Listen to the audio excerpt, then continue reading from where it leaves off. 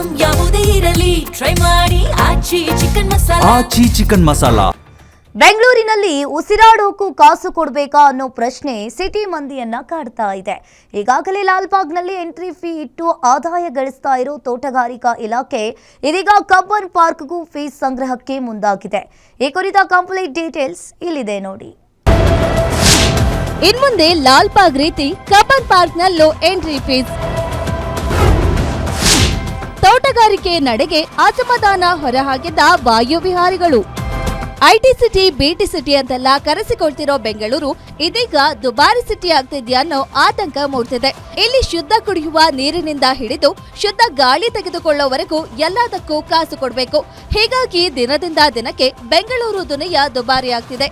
ಎಲ್ಲೇ ಕಾಲಿಡಬೇಕು ಅಂದ್ರೂ ಜೇಬಿಗೆ ಕತ್ತರಿ ಬೀಳೋದು ಗ್ಯಾರಂಟಿ.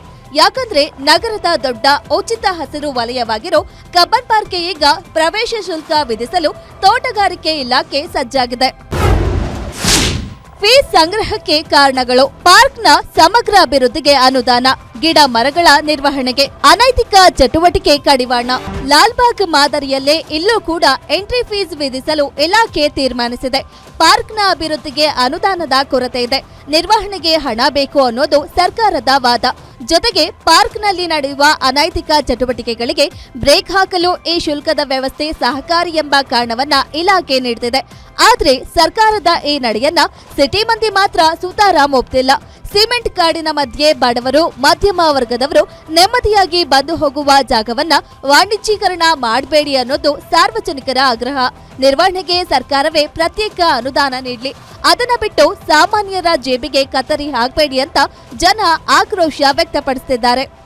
CC ಕ್ಯಾಮ್ರಾಗಳು ಹಾಕಿ, ಸರಿಯಾಗಿ ಭದ್ರತೆ ಹಾಕಿ, ಸೆಕ್ಯೂರಿಟಿಗಳು ಒಳ್ಳೆ ಸೆಕ್ಯೂರಿಟಿ ಹಾಕಿ. ಈಗಿನ ಕಾಲದಲ್ಲಿ ಎಂತೆಂಥ ಸೆಕ್ಯೂರಿಟಿಗಳಿದೆ. ಒಂದೇ ಒಂದು ಸೆಕ್ಯೂರಿಟಿ 14 ವರ್ಷದಿಂದ ಮಾಡ್ಕೊಂಡಿದ್ರೆ ಮತ್ತಿನ್ನೇನಾಗುತ್ತೆ? ಯಾವುದೇ ಕಾರಣಕ್ಕೂ ನೀವು ಮಾಡೋಕ್ಕೆ ಮುಂಚೆ ಒಂದು ಸಾರ್ವಜನಿಕರದ್ದು ಅಭಿಪ್ರಾಯ ತಗೋಬೇಕು, ವಾಕರ್ಸ್ಗಳದ್ದು ಅಭಿಪ್ರಾಯ ತಗೋಬೇಕು, ಮತ್ತು ಪರಿಸರವಾದಿಗಳು ಅಭಿಪ್ರಾಯ ತಗೊಂಡು ನೀವು ಯಾವುದಕ್ಕೂ ಮುಂದೆ ಕೈ ಹಾಕಬೇಕು ಅಂತ ನಾನು ಕೇಳ್ಕೊಳ್ತೀನಿ.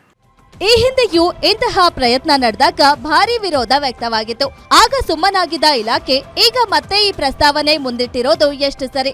ಜನರ ಉಸಿರಾಟದ ತಾಣಕ್ಕೂ ಟ್ಯಾಕ್ಸ್ ಹಾಕೋದು ನ್ಯಾಯವೇ ಅನ್ನೋ ಪ್ರಶ್ನೆ ಈಗ ಬೆಂಗಳೂರಿಗರನ್ನ ಕಾಡ್ತಿದೆ. Ullas S Kiruvase, guarantee news, Bengaluru.